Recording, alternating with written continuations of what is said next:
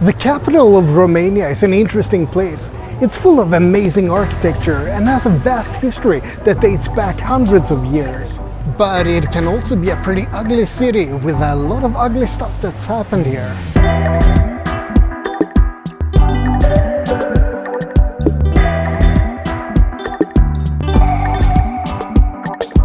Bucharest is a pretty new city compared to many of the surrounding towns. It wasn't mentioned until 1459, and it was a really tiny town until Vlad III, Dracula, placed the court of Wallachia here.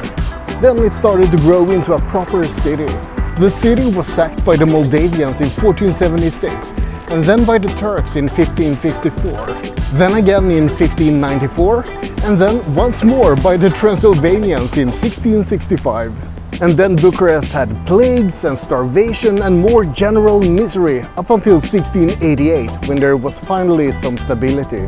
But then the Turks invaded again, and there were earthquakes and a Russian invasion. Basically, Bucharest had a pretty bad time up until the 1800s.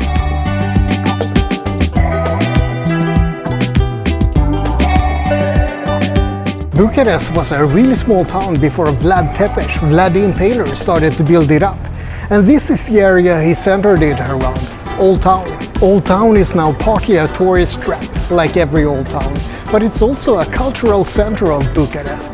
Behind me is Curtea Veche, or however you pronounce it, the old princely palace, which is now a museum, and I'm sure it's really interesting, but it's closed. I can't see what's in there. I'm so disappointed.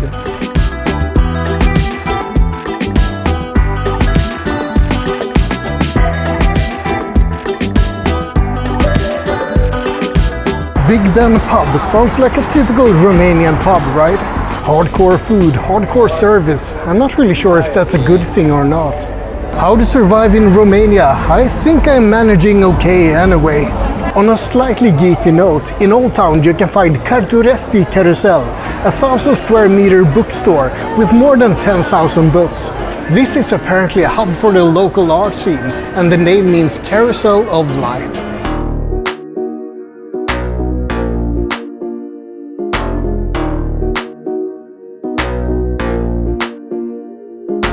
The Arcul de Triumf was built in wood in 1878, but then it was rebuilt in granite in 1936. It's basically a smaller version of the Arc de Triomphe in Paris. In fact, Bucharest used to be known as the Little Paris of the East, not just because of the architecture, but people spoke French extensively here.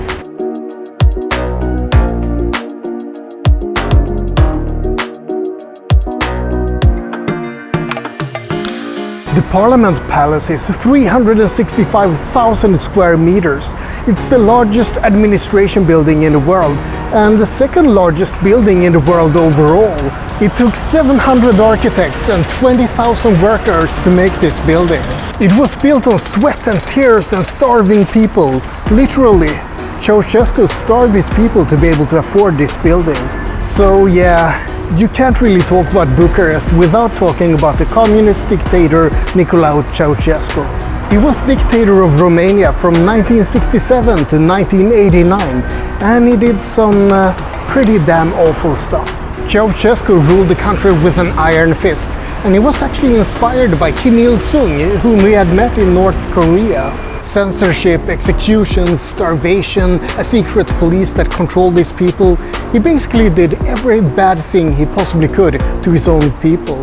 The straw that broke the camel's back came in 1989, when he ordered unarmed protesters to be shot in the town of Timisoara. Or maybe that should be Timisoara, I don't know. Sorry, my Romanian is a bit rusty. That sparked a full-blown rebellion, and more than 100,000 people stormed the palace on December 21st. He and his wife fled from the rooftop by helicopter, but they were caught 4 days later and executed. It's so strange to hear that something like that happened so close to modern times, but in the end it gave Romania democracy.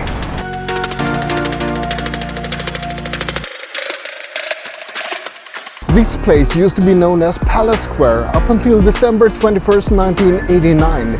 Then it was renamed Revolution Square after the deposing of Ceausescu. Here you can find the Monument of Rebirth. in memory of the Romanian Prime Minister who was imprisoned and of the 1,058 people who died during the revolution. And I guess they made part of the square into a parking lot. Oh well. So how come people accepted Ceausescu's rise to power? Well, he replaced the communist regime that came before him, which wasn't all that pleasant either. Romania was firmly controlled by the Soviets between 1945 and 1965, and they controlled everything.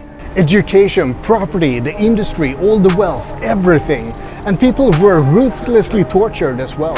Romania's had a pretty bad time, and it's still a little bit of a hive of scum and villainy and corruption. But slowly things are getting better for this poor country.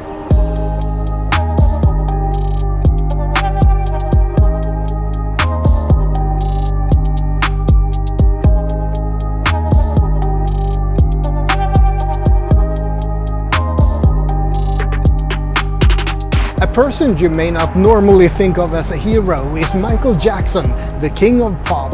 But he was one of the few stars who visited Romania shortly after Ceausescu's fall, so the people of Bucharest started idolizing him.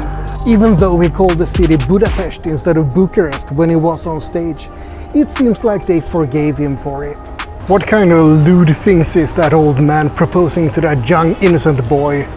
Hey kitty, what's up? What are you doing here, all alone in Old Town? Oh, more cats. I like cats. Hello, kitty.